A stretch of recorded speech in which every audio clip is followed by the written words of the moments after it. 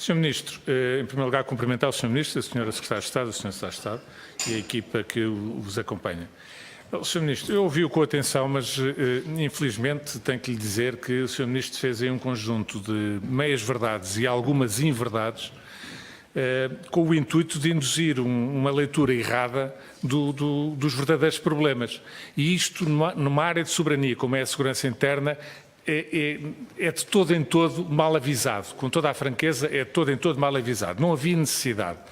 O Sr. Ministro sabe que a segurança interna reporta-se a um direito constitucional de proteção de pessoas e bens e que tem várias dimensões. A dimensão vulgarmente mais glosada e à qual os cidadãos normalmente estão mais atentos tem que ver com a dimensão da prevenção e combate à criminalidade. E aí, de facto, Portugal é um país que, até no contexto internacional, ocupa uma posição de enorme destaque, e ainda bem, que tem vindo a ser consolidado ao longo das últimas décadas, devo dizê-lo. E ainda bem que assim é. Mas há outras dimensões da segurança interna, há outras dimensões relativamente às ameaças e agressões a pessoas e bens, que é uma obrigação de proteção por parte dos poderes públicos. E essas outras duas dimensões, para destacar aquelas que são mais relevantes, são a proteção civil e são a segurança rodoviária. E eu diria que, infelizmente, Portugal atualmente tem uma atuação que eu quase qualificaria de bipolar relativamente a esta matéria, porque se na área da criminalidade as estatísticas apontam para uma posição muito benéfica e muito para os cidadãos em termos nacionais, já relativamente às outras duas áreas, o nosso currículo não é um currículo, é um cadastro, com toda a franqueza. Para lhe dar os números que o Sr. Ministro bem conhece e que são os números oficiais do RASI, ainda não temos os números de 2018, que só no final deste mês é que o Governo enviará à Assembleia. E, portanto, utilizando os últimos dados, que são os dados de 2017, só para falar nas ameaças e agressões mais graves, mais gravosas aos cidadãos, aquelas que são irremediáveis porque são definitivas, em que o cidadão perde a vida, se é verdade que, em termos de homicídios, em 2017 houve 82 mortes em Portugal, em termos de sinistralidade rodoviária, diz o RASI 2017, houve 520 e em termos de proteção civil de pessoas mortas em incêndios, houve 112. Só para termos um bocadinho a noção do que é que são os números em termos de proteção civil, em termos de segurança interna, em termos de sinistralidade rodoviária e em termos de criminalidade. As coisas comparam e comparam muito mal, Sr. Ministro, e é obviamente necessário que nós estejamos atentos a estes sinais muito negativos nas outras áreas que não há área da criminalidade, onde verdadeiramente precisamos de atuar e precisamos de atuar enquanto país e não vale a pena escamotear essa verdade. Pelo contrário, temos é que atuar sobre ela e o Sr. Ministro sabe disso e, portanto, vir apenas com meias-verdade, falar apenas das coisas que correm menos mal ou que correm bem, não é uma boa política, com toda a franqueza, Sr. Ministro. Eu não me deterei sobre as questões da sinistralidade rodoviária e da proteção civil, porque dividirei isso com outros meus colegas deputados que intervirão a seguir. Mas olhando, Sr. Ministro, para a questão da criminalidade. Em primeiro lugar, obviamente, os principais riscos e ameaças na área da criminalidade.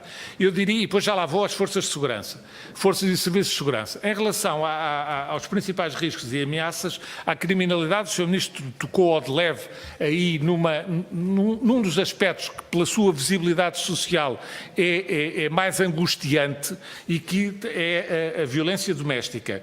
Tem uma chocante visibilidade social.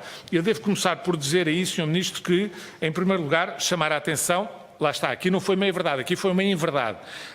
Quem constituiu a equipa de análise retrospectiva de homicídios no contexto conjugal não foi este Governo, foi o Governo anterior. O que se passou foi que este Governo, durante 2 anos, teve isto no gelo e só há pouco tempo é que ativou esta equipa, mas ela foi criada na legislatura anterior. Mas, ó Sr. Ministro, há mais dados a falar sobre estas matérias, sobre as matérias da violência doméstica. O Sr. Ministro há poucos dias, há 2 ou 3 dias, penso que em Bruxelas, fez umas declarações, uma vez que está na ordem do dia o problema da violência doméstica, dizendo que hoje em dia em Portugal mais de 60% das quadras portuguesas têm já uma sala de atendimento às vítimas. Ó Sr. Ministro, 62% havia em 2013. O que se passa é que de então para cá este Governo não aumentou nada. As salas de atendimento nas quadras teve completamente parada, é uma política que parou. Houve um desinvestimento manifesto nesta área. O mesmo se diga, Sr. Ministro, relativamente à formação das forças e dos serviços de segurança nesta área. Eu vou-lhe dar números. O Sr. Ministro citou os números que ainda não os temos oficiais, virão no RASI, o Sr. Ministro adiantou-nos que em 2018 houve cerca de 1.200 formados nas forças de segurança relativamente à formação contínua relativamente à violência doméstica. Ó Sr. Ministro, números oficiais dos RASIs. Em 2014, na GNR e na PSP, houve 12.000, não foi 1.200, 12.765 elementos, 11.972 homens, 793 mulheres. Em 2015, realizaram-se mais 8.277 ações de formação com formandos, só na área da PSP, 8.277. Pois em 2016, sabe quantos é que houve? Isto no RASI, números oficiais do Governo, em 2016, 78. Em 2017, o relatório, o MAI, não deu números. No RASI para 2017 desapareceram os números. Espero, os números que o Sr. Ministro agora aqui falou, que apareçam no RASI de 2018, mas se são 1.200, comparam muito mal com 12.000 e 8.000 que foram nos anos anteriores. E eu acho, Sr. Ministro, que é neste tipo de atuações ou de desinvestimento em termos dos recursos humanos, é que nós encontramos algumas das explicações para a gravidade das coisas que depois acontecem. Porque é evidente que não há uma relação de causa e efeito, mas as políticas públicas servem também para prevenir os efeitos. Não podemos atuar, o Governo não tem responsabilidade relativamente às consequências definitivas, mas tem responsabilidade quando abandona determinado tipo de políticas. E foi isso muito que aconteceu relativamente à área da violência doméstica, quer na formação contínua das forças e serviços de segurança, quer, não é da sua pasta, mas o mesmo se passou, os números oficiais também são muito pouco abonatórios na área da formação contínua também das magistraturas relativamente a esta matéria. Quanto às forças de segurança, Sr. Ministro, o Sr. Ministro citou as entradas. Ao Sr. Ministro, o que interessa é o saldo global, porque às entradas tem que se subtrair as saídas, as reformas. E os números oficiais, mais uma vez, tirados do RASI, não é do PSD, é do RASI, em 2015 os efetivos na PSP eram 21.777. Em 2017 eram 20.217. O RASI 2017, porque eu ainda não tenho o 2018. Portanto, menos 1.560 efetivos na PSP. Na GNR, em 2015, eram 23.244. Em 2017, no RASI, eram 22.703. Só aqui menos 500. Se somarmos a estes os outros 500 que os senhores, entretanto, tiraram também para colocar na Proteção Civil, nas equipas de intervenção rápida para os incêndios, 500 efetivos retirados da GNR, estamos a falar, no final de 2017, de menos 1.040 efetivos na GNR. E, portanto, Sr. Ministro, a verdade é que os números que interessam não vale a pena vir apenas com meias verdades falar apenas nas admissões ou nas aberturas de concurso que foram lançados. O que interessa é o saldo global, porque é através do saldo global é que se olha para o dispositivo operacional. O dispositivo operacional está melhor ou está pior? No mínimo, Sr. Ministro, ele está mais reduzido.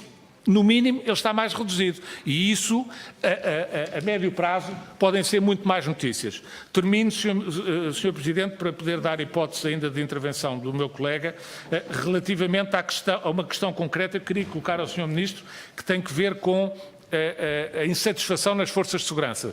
Está marcada uma manifestação para amanhã e corre aí, e eu perguntava ao Sr. Ministro se é verdade ou não, ou se há alguma informação da parte do Ministério relativamente a isso, que será uma informação de polícias fardados.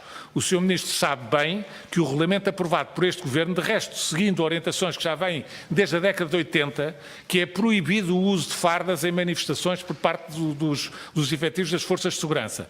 E que a própria portaria aprovada já nesta legislatura por este Governo diz expressamente que se isso ocorrer, dará lugar a procedimentos disciplinares. Eu pergunto ao Sr. Ministro o que é que o Ministério, se isto se confirma, e o que é que o Ministério vai fazer sobre estas matérias.